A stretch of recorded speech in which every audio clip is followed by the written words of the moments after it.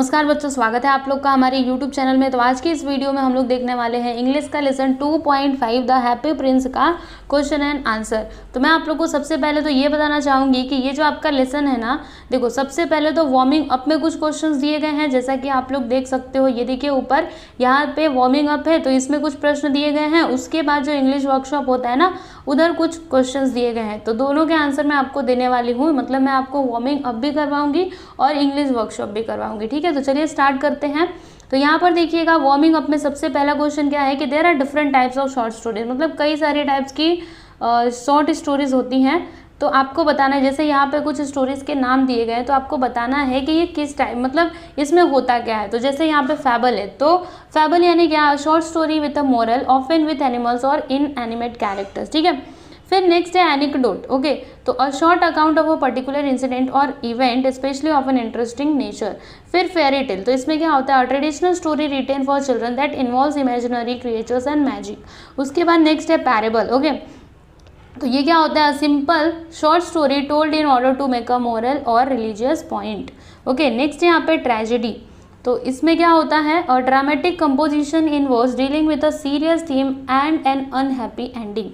फिर humorous story क्या होता है, और story that is funny and makes one laugh, है ना, एक फनी सी स्टोरी होती है। फिर डिटेक्टिव, डिटेक्टिव मतलब नाम से पता चल रहा है कुछ तो इन्वेस्टिगेशन यहाँ पे की जा रही है, right. A story whose plot revolves around the investigation and solving crimes, यानी वो स्टोरी जिसमें क्या हो जाता है, मतलब जो किसके इर्द गिर्द घूमती रहती है, तो इन्वेस्टिगेशन के इर्द गिर्द घूमती रहती है, ठीक है, उसी के आसपास घूमती रहती है।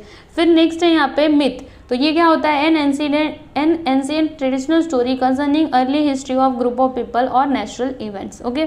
तो यहाँ पर हमने क्वेश्चन नंबर 1 कंप्लीट कर लिया है, आप यहाँ पे देख सकते हो। नेक्स्ट वन है दूसरा कि have you heard a birds that fly from one part of the world to another in a small और large flocks, they are called migratory birds, discuss and write down 2 reasons why they migrate and return. देखो आपने कभी ऐसा सुना है क्या कि जो बर्ड्स हैं उन्होंने क्या किया, ग्रुप में ना दूसरी, मतलब एक जगह से वो दूसरी जगह पे गए, तो कभी आपने ऐसा सुना है। तो जो बर्ड्स एक जगह से दूसरी जगह पे जाते हैं, वैसे बर्ड्स को हम क्या कहते हैं स्टूडेंट, माइग्रेटरी बर्ड्स कहते हैं, ठीक है। तो आपको ये बताना है, रीजन देना है कि क्यों वो लोग जाते हैं, क्यों एक जगह से वो लोग दूसरी जगह पर ग्रुप में चले जाते हैं।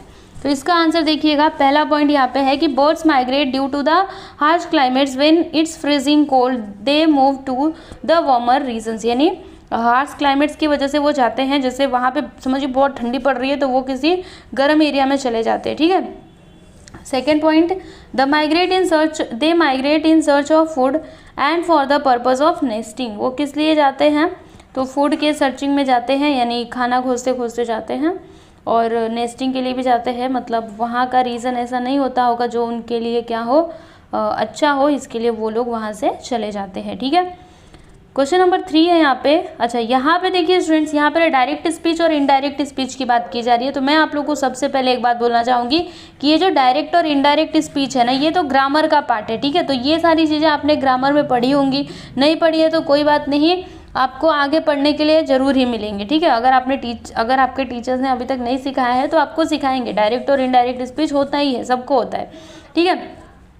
तो डायरेक्ट स्पीच का यहाँ पे एग्जाम्पल दिया गया है, जैसा कि आप लोग देख सकते हो। अमर said I shall come to meet you tomorrow, Sanket. तो यहाँ पे इनडायरेक्ट स्पीच क्या हो जाएगा, तो Amar told Sanket that he would go to meet him the next day. तो यहाँ पे अभी ये तो हमने डायरेक्ट और इनडायरेक्ट स्पीच देख लिया। अभी यहाँ पे क्वेश्चन है कि note down the changes you observe in the indirect speech, मतलब इनडायरेक्ट स्पीच में जो आपने चेंजेस ऑब्जर्व किए वो आपको यहाँ पे लिखना है।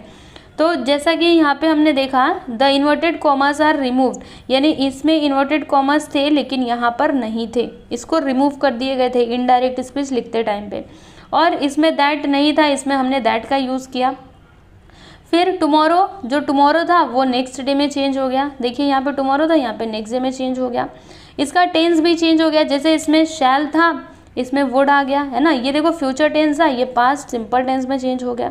समझ में आ रहा है आप लोग को। तो ये होते हैं चेंजेस। तो ये आपको ऐसे तो समझ में नहीं आएंगे जब तक आप ये डायरेक्ट और इनडायरेक्ट स्पीच सेपरेटली अच्छे से नहीं पढ़ोगे, तब तक आप प्रॉपरली नहीं समझ पाओगे, ओके। चलो आगे चलते हैं। ओके यहाँ पे हमने वार्मिंग अप में जो भी क्वेश्चंस दिए गए थे सभी के आंसर देख लिए हैं। अब हम क्या देखेंगे, इंग्लिश वर्कशॉप, ठीक है।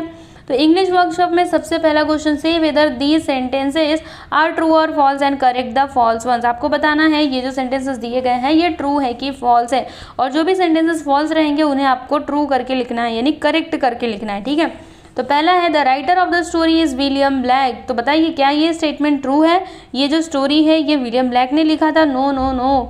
Who was written this story? Oscar Wilde. Okay, तो देखो हमने लिखा है फॉल्स। ये क्या है? ये स्टेटमेंट क्या है? False. The writer of the story is Oscar Wilde. Okay, next, everyone admired the statue of the happy Prince.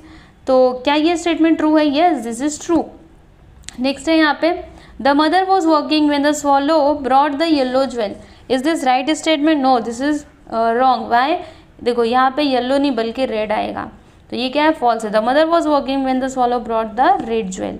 Next है यहाँ पे D, the two best things the servants brought to God were gold and jewel stones. तो ये क्या है student? ये तो false है। ओके, इसका करेक्ट आंसर क्या होगा? The two best things the servants brought to God were the broken heart and the dead bird. Okay, next यहाँ पे क्वेश्चन नंबर 2 देखेंगे। क्या है इसमें? Find from the story the homophones of the following words. अभी देखो यहाँ पे ये सारे वर्ड्स दिए गए हैं, तो इनके ना होमोफोन्स आपको लिखने हैं स्टूडेंट। होमोफोन्स, होमोफोन्स मतलब क्या होता है? देखो उनके स्पेलिंग्स अलग अलग होते हैं, लेकिन प्रोनाउंस करने में ना मतलब सेम ही होता है। जैसे कि week weak, they are, blue का ब्लू होगा, सी का सी होगा, रीड का रीड होगा, वेस्ट का वेस्ट होगा, नो का नो। देखो यहाँ पे स्पेलिंग्स अलग अलग है, लेकिन बोल रहे हैं तो सेम सेम हो रहा है, राइट। नॉट का नॉट, फिर थ्रो का थ्रो, राइट का राइट। ओके, इस तरीके से आपको ये लिखना था जो मैंने आपको बताया, ठीक है। देखो इतना तो आपकी टेक्स्ट बुक में दिया गया था, ये पार्ट दिया गया था, ये पार्ट मैंने लिख करके आप लोग को दिया है, राइट। चलिए ये तो हमने कंप्लीट कर लिया। अगला देखते हैं क्वेश्चन नंबर 3। इसमें क्या बोला जा रहा है? Answer the given questions in your own words. यहाँ पे कुछ क्वेश्चंस दिए गए हैं जिनके आंसर आपको देने हैं in your own words. Question number 1 है where was the happy Prince statue located. ये हैप्पी प्रिंस का जो स्टैचू था वो कहाँ पे लोकेटेड था? कहाँ पर था? The happy Prince statue stood high above the city. Next question है why did the swallow decide to stay under the statue of the happy prince at night. मतलब जो स्वॉलो था उसने क्यों डिसाइड किया कि वो रात को वही हैप्पी प्रिंस के नीचे रहेगा? तो इसका आंसर देखिएगा, the swallow decided to stay under the statue of the prince happy prince at night as his friends had gone away. क्योंकि उसके जो फ्रेंड्स है वो चले गए थे and he had stayed back for 6 weeks. Now there was plenty of fresh air. Okay, next question है why was the prince sad. जो प्रिंस था वो क्यों दुखी था? तो the prince was said to see all the unhappiness in his city, his heart though made of cheap metal felt the pen.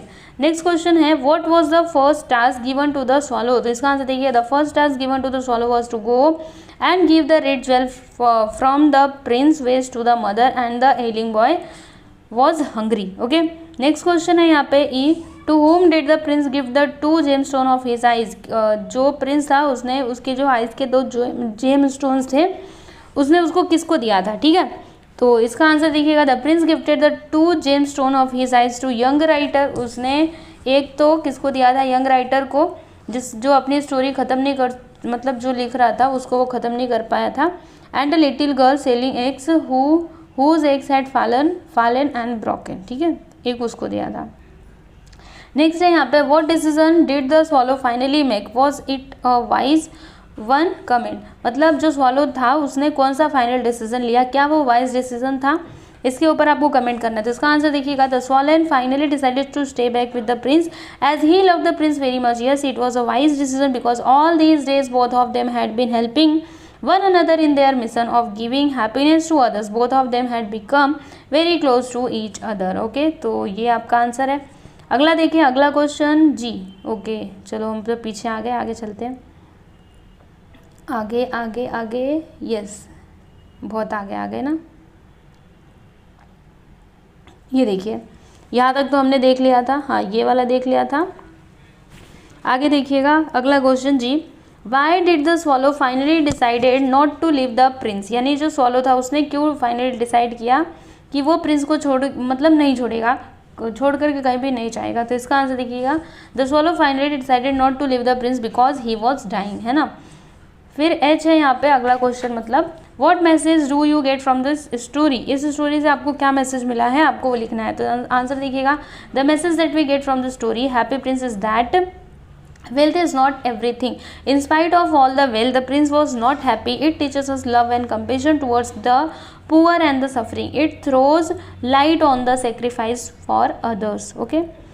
अगला question है, यहाँ पे क्वेश्चन नहीं है, क्या है, इन्फिनिटिव्स, पार्टिसिपल्स, जेरंड्स. ओके, तो इसे आपको क्या करना है, बस रीड करना है. चलो मैं आपको दिखाती हूँ, 1 मिनट बस थोड़ा सा इंतज़ार करना. यस, देखो यहाँ पे ये देखिए इन्फिनेटिव्स दिए गए हैं, उसके बाद पार्टिसिपल्स हैं और जेरंड्स हैं. ये इन्फिनेटिव्स, उसके बाद पार्टिसिपल्स और जेरंड्स, तो इन्हें आपको रीड करना है और फिर इसी के आधार पे आपसे कुछ प्रश्न पूछे गए हैं, मतलब कुछ क्वेश्चंस दिए गए हैं जिनके आंसर आप लोग को लिखने हैं. ठीक है, तो इसमें क्वेश्चन क्या है ये समझिए, आपने पढ़ लिया. तो अभी इसका क्वेश्चन है, say whether the underline are infinitives, participles और जेरंड्स. देखो आपको बताना है ये जो अंडरलाइन वर्ड्स हैं ये इन्फिनेटिव्स हैं या फिर पार्टिसिपल्स है या फिर जेरंड्स हैं. ठीक है, ये आपको बताना है. तो चलो मैं आपको इसका आंसर बताती हूँ एक एक करके. यहाँ पर देखिएगा, I wish to go to Egypt. ठीक है, तो यहाँ पे अंडरलाइन वर्ड्स ये है, टू गो, तो ये क्या है, इन्फिनेटिव. उसके बाद यहाँ पे अगला है रिटेन, तो रिटेन क्या है, past participle. To finish, infinitive. Suffering, gerund है. डाइंग क्या है, जेरंड है. फिर उसके बाद he began to cry, infinity, मतलब टू क्राई इन्फिनिटी है. वर्किंग क्या है, स्टूडेंट, जेरंड है. ठीक है, तो ये इसका आंसर है जो मैंने आपको बताया. चलिए अभी आगे बढ़ेंगे, पहले आप इसको एक बार देखो. नेक्स्ट क्वेश्चन नंबर 5 है कि right the following dialogues from the story in the indirect speech. यानी ये जो डायलॉग्स दिए गए हैं ये क्या है, डायरेक्ट स्पीच है, मतलब ये डायलॉग है जैसे स्टोरी में हमने देखा था ना वो. तो इन्हें आपको क्या करना है स्टूडेंट, इनडायरेक्ट स्पीच में चेंज करके लिखना है. ओके, तो पहला है, मैं आपको पढ़ करके बताती हूँ, सुनिएगा. Who are you, asked the bird. I am the happy Prince.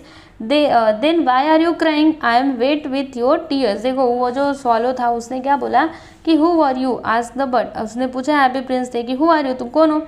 तो प्रिंस ने क्या बोला, आई एम द हैप्पी प्रिंस. तो उसने बोला कि मैं तो हैप्पी प्रिंस हूँ. तो बर्ड ने क्या बोला, अच्छा तुम हैप्पी प्रिंस हो तो वाई आर यू क्राइंग, तुम क्यों रो रहे हो, मैं तुम्हारे जो आंसू हैं उनसे गीला हो रहा हूँ.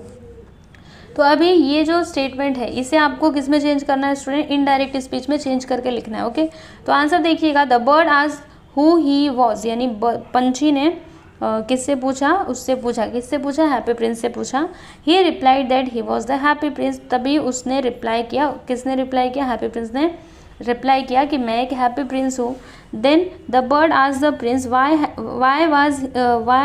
Was he crying and told him that he was wet with his tears. उसने बोला उसको, प्रिंस को, कि मैं तुम तब क्यों रो रहे हो, है ना, वाई आर यू क्राइंग. और उसने बोला कि मैं तुम्हारे आंसुओं से क्या हो रहा हूँ, गीला हो रहा हूँ. इस प्रकार से इन दोनों की बातचीत हो रही थी. तो ये डायरेक्ट और इनडायरेक्ट आप कब समझ पाओगे, मैंने बार बार बोला है, ये ग्रामर का पार्ट है. ठीक है ना, चलिए आगे चलते हैं. नेक्स्ट यहाँ पे ये आपका पूरा डायलॉग है और इसको हमने इनडायरेक्ट स्पीच में चेंज कर दिया है. आप देख सकते हो, ये देखो यहाँ से लेकर के यहाँ तक मैंने लिखा है. तो ये तो आप रीड कर लेना, मैं ये पढ़ देती हूँ. The happy Prince looked very sad and the little swallow was sorry for him. He said that it was very cold there but he would stay with him for one night. The next day he would take the jewel. Next है यहाँ पे, ये देखो ये आपका dialogue है और इसको हमने इनडायरेक्ट स्पीच में कन्वर्ट किया. The prince requested the bird to stay with him for one more night. The bird answered that his friends were waiting for him. Next है यहाँ पे, अंडर अ ब्रिज. अच्छा ये तो आप रीड कर लेना, मैं डायरेक्टली आंसर पढ़ती हूँ. Under a bridge two little boys were lying close together to keep warm. They said that they were very hungry but the guard shouted that they could not lie there. Next है यहाँ पे, goodbye dear prince, he said. I am glad that you are going to Egypt, said the prince. You have stayed too long. I am not going to Egypt, said the swallow. I am going to the house of God. तो इसका answer देखिएगा, ये dialogue को हमने change कर दिया है indirect speech में. तो he said good bye to the prince. The prince said that he was glad that he was going to Egypt as he stayed too long. The swallow replied that he was not going to Egypt, he was going to the house of god. Okay, next question है question number 6. इसमें क्या बोला, divide the story into parts, make 4 groups in your class. Each group should take one of the 4 parts to convert the story into a play and enact your part. देखिए student, अभी आपको क्या करना है, ये जो स्टोरी है इसे पार्ट्स में डिवाइड करना है. आपको अपने क्लास में 4 ग्रुप्स बनाने हैं बच्चों के और each group should take one of the 4 parts to convert the story into a play. Okay, क्या करना है, वो पार्ट्स बना करके वो जो स्टोरी है ना उसे आपको क्या करना है, प्ले में कन्वर्ट करना है। ये प्ले क्या होता है, जैसे स्कूल में आपके नाटक होता होगा ना, इनका डायलॉग फिक्स रहता है, वो ये डायलॉग बोलेंगे, वो ये डायलॉग बोलेंगे, तो इसको क्या कहते हैं, प्ले कहते हैं, नाटक कहते हैं। तो यही जो आपका पार्ट रहेगा उसे आपको इनेक्ट करना है, यानी उसका एक्टिंग भी करके ऐसा क्लास में करना है, ठीक है।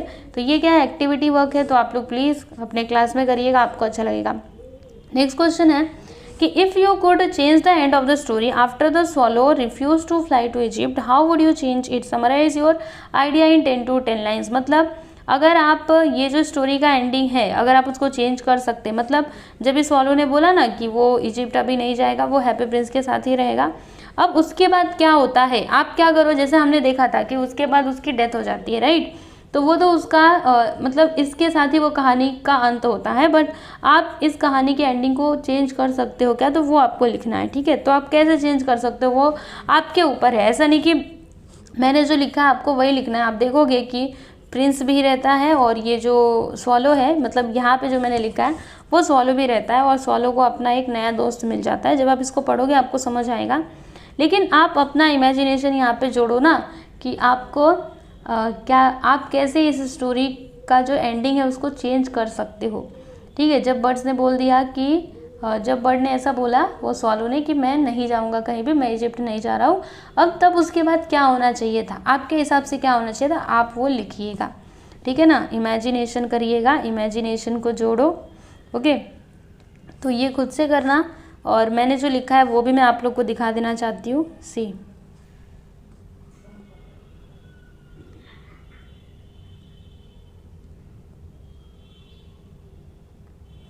फिर यहाँ पे अगला क्वेश्चन है 8th one, think of one of your favourite stories, fill in the following facts about the story. चलो एक बार टेक्स्ट बुक में चलते हैं, यस आ गए हम टेक्स्ट बुक में। हाँ, ये है आपका क्वेश्चन नंबर 8। देखो, आपको अपने फेवरेट स्टोरी के बारे में सोचना है, कोई भी एक स्टोरीज, आपके बहुत सारी फेवरेट कहानियाँ होंगी ना, उसमें से कोई भी एक ले लो, और फिर यहाँ पे ये जो ब्लैंक प्लेसेस दिए गए इन्हें आपको फिल करना है, जैसे name of the story, type of the story, setting मतलब time and places, important characters, theme, conflict, solution, and, okay. तो ये आप खुद से करना, खुद से नहीं करना है तो मैंने आंसर लिखा हुआ है, यस, सी।